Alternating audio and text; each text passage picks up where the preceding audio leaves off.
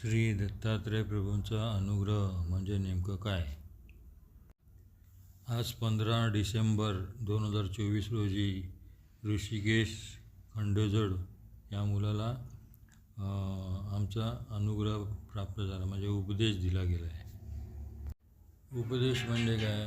उप म्हणजे जवळ असणे आणि आदेश, कोणाचा आदेश, कोणाजवळचा आदेश, परमेश्वराचा आदेश. आज दत्तजयंती होती आणि त्याच्यामुळे त्या मुलाला अनुग्रह घ्यायची इच्छा होती.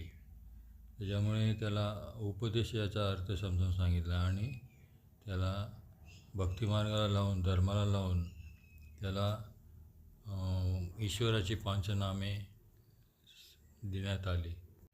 मनमाड येथील दत्ताचे शिंगवे येथे दरवर्षी दत्तजयंतीनिमित्त उत्सव साजरा होत असतो. त्या निमित्ताने त्याने अनुग्रह घेतला.